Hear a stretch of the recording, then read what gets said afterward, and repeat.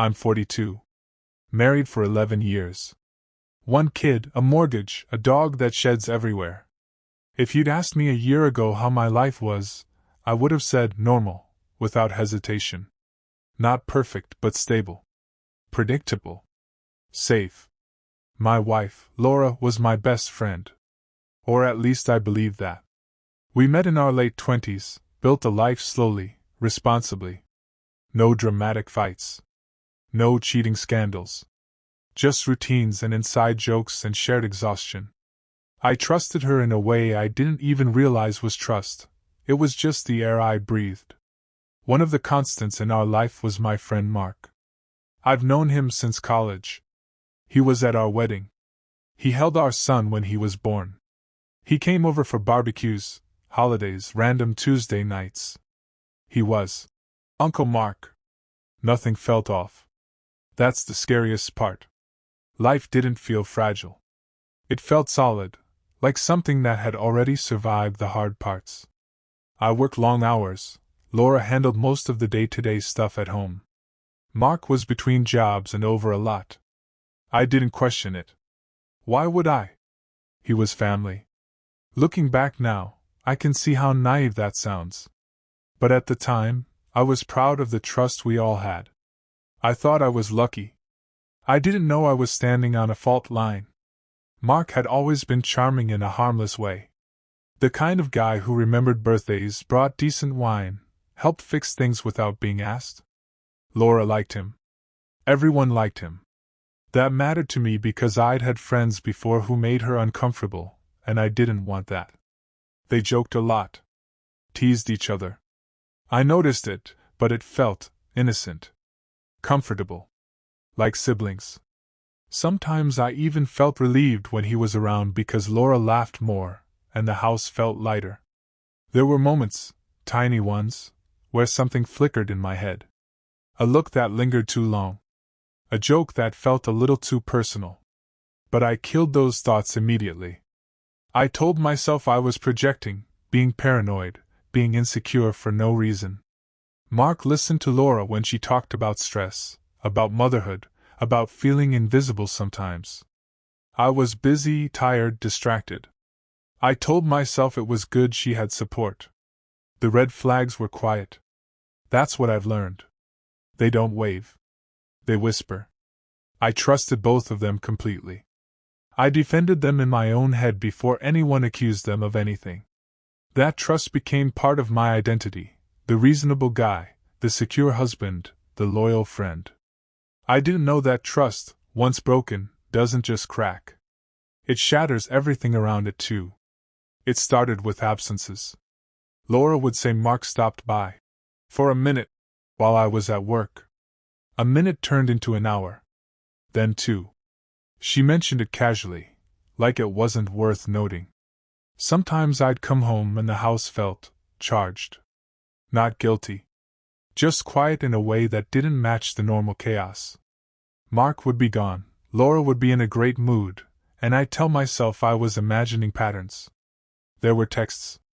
I didn't read them, but I saw the names pop up more often. Inside jokes.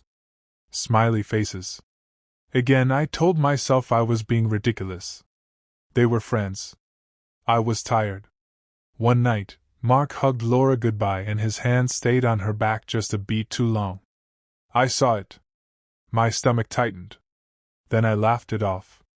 You're reading into nothing, I told myself. That's the part that haunts me, how actively I talked myself out of my own instincts.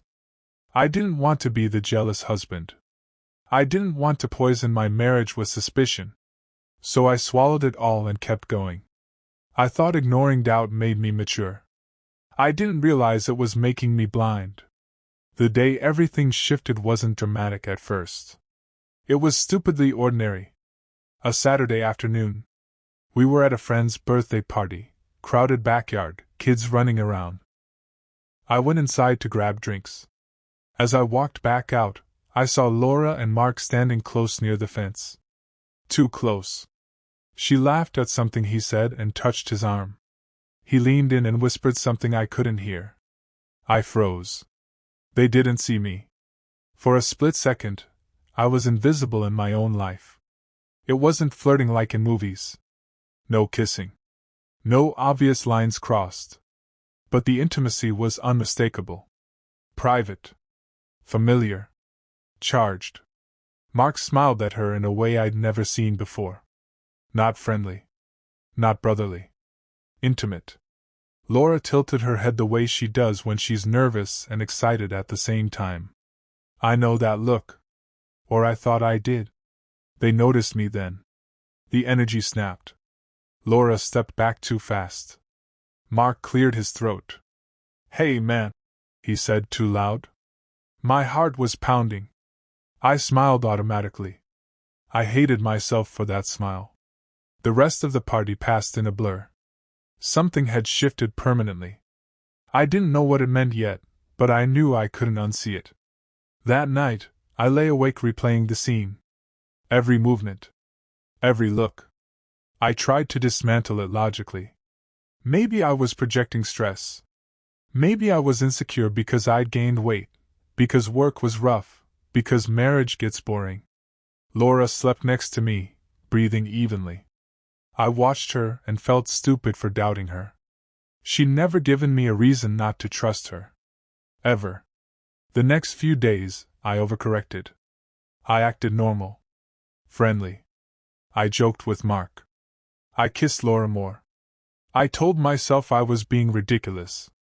But once doubt enters, it doesn't leave quietly. It starts asking questions when you're not ready to answer them. I started noticing patterns I'd dismissed before. How Mark always seemed to know Laura's schedule. How she mentioned his name casually, constantly. How she'd get slightly defensive if I asked too many questions. I hated myself for watching them. For counting seconds. For feeling like a stranger in my own marriage. I wanted proof that I was wrong. I wanted something to snap me back to the comfortable lie I'd been living in. Instead, the truth came to me in the most humiliating way possible, right in front of my face. It happened a week later. I came home early from work. No warning. I was exhausted and just wanted to collapse on the couch. I walked into the living room and saw them. Mark was sitting close to Laura. Too close. His knee pressed against hers. She was laughing quietly. He leaned in and brushed a strand of hair from her face. Right in front of me. They didn't notice me immediately. They were wrapped up in each other, in that private bubble people get when they forget the world exists. My chest went cold. My ears rang. "Am I interrupting something?" I asked. They jumped apart like guilty teenagers. Laura's face drained of color. Mark stood up too fast. "Nothing," Laura said immediately. Too fast. Mark couldn't meet my eyes. I felt embarrassed, angry, humiliated, all at once. I laughed again, because apparently that's my reflex when my life collapses. I went to the kitchen, hands shaking. I could feel my heart trying to break out of my ribs. This wasn't a misunderstanding. This wasn't paranoia. This was something real, and it was happening in my house, with my friend, with my wife. And they hadn't even bothered to hide it anymore. I confronted Laura that night after Mark left. I didn't yell.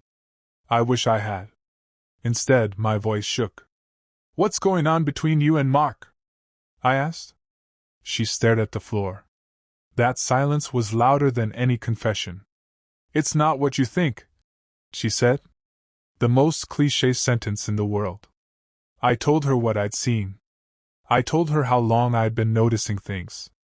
My chest felt hollow, like I'd already lost something I couldn't name yet. She cried. Not quiet tears. Sobbing. She said she felt lonely. That Mark understood her. That it just happened. I asked if she'd slept with him. She hesitated. That hesitation destroyed me. "Not yet," she whispered. I don't know how long we sat there. I remember the room spinning. I remember thinking this was how shock feels, not explosive, but numbing. I told her to leave the room. I needed space. She begged. She grabbed my hands. I pulled away like she was a stranger. That night, I slept on the couch, staring at the ceiling, realizing the life I trusted was already gone. I confronted Mark the next day. I wanted answers. I wanted honesty. I wanted him to look ashamed. He didn't. He said he never meant for it to happen. That he loved me like a brother. That feelings aren't controllable. I asked how long. Months, he said. Months.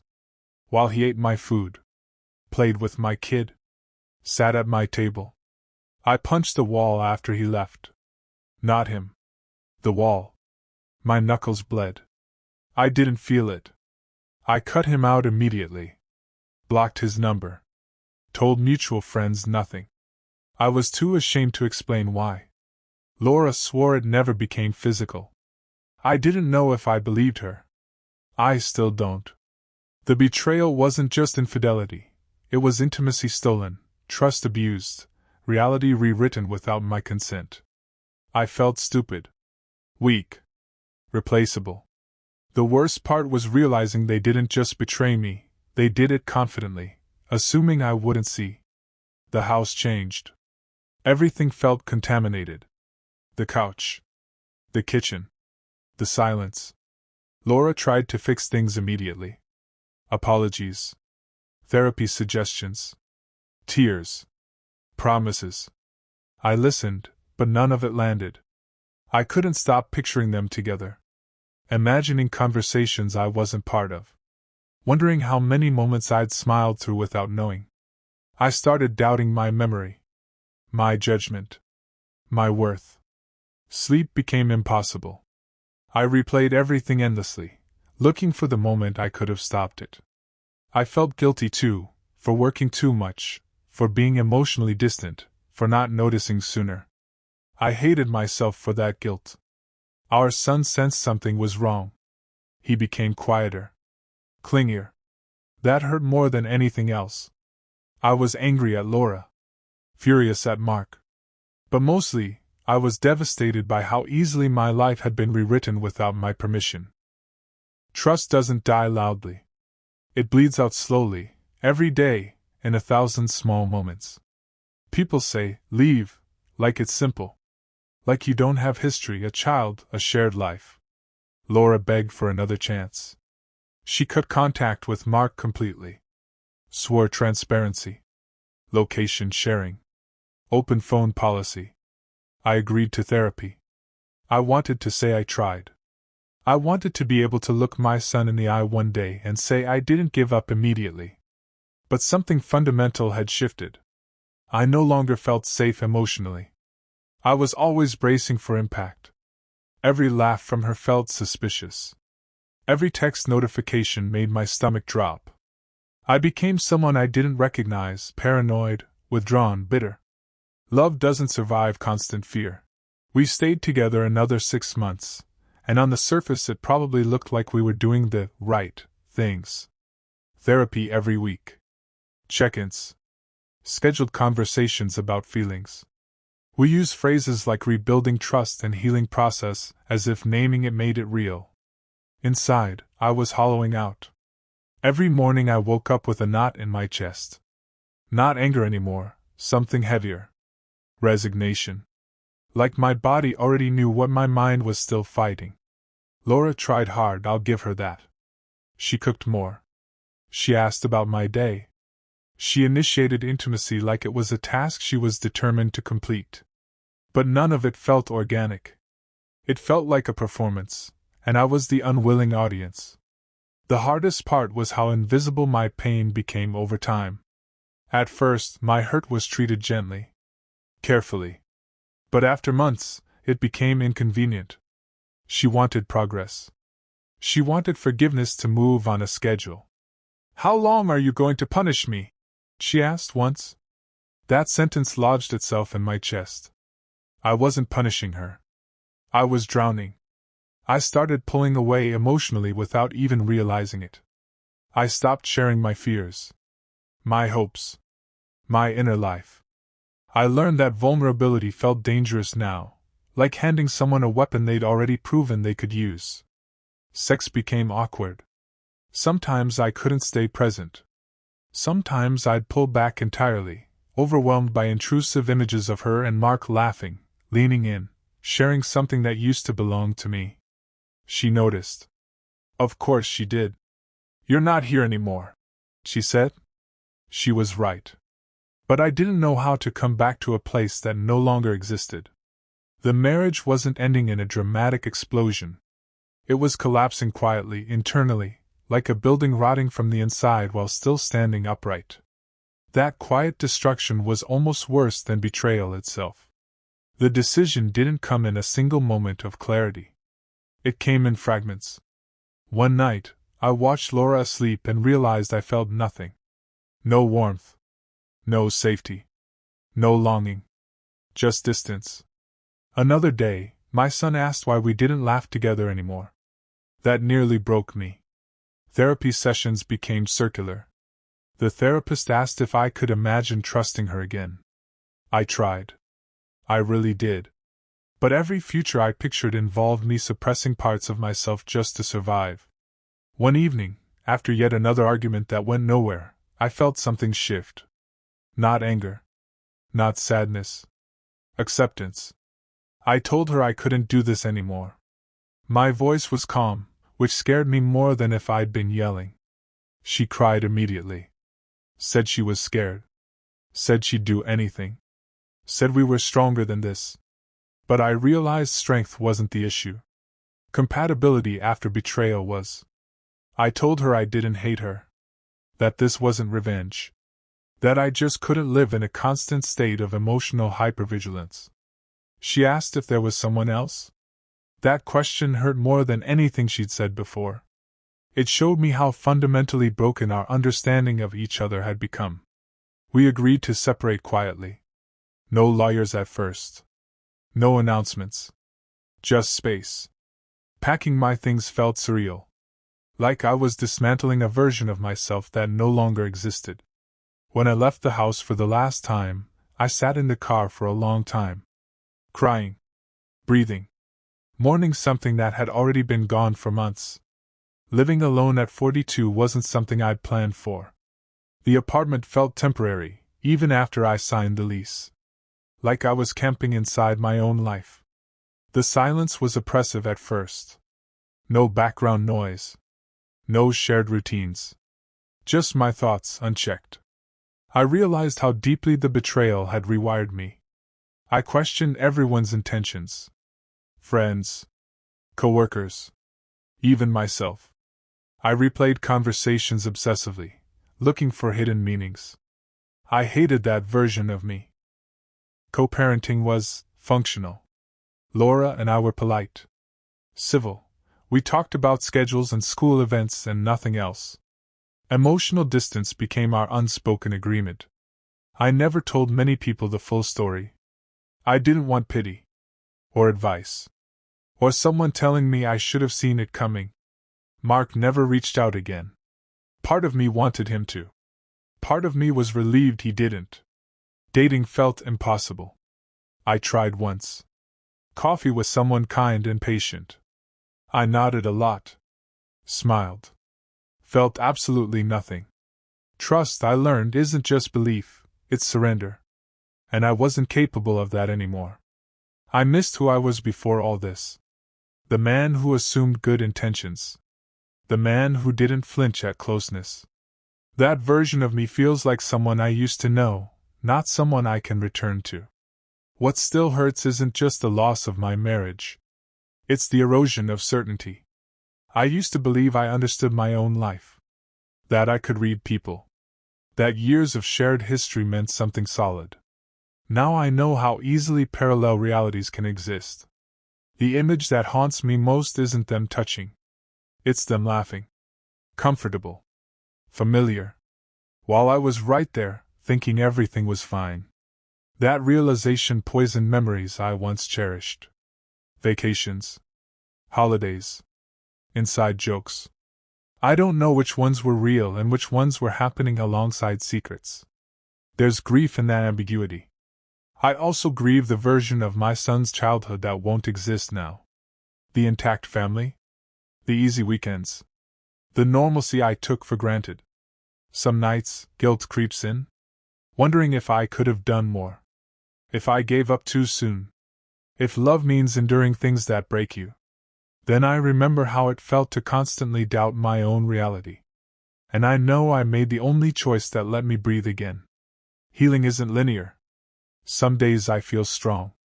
Other days I feel exposed and fragile and deeply tired. Trust didn't just break, it reshaped me. I don't have a clean ending. No dramatic closure. No triumphant lesson.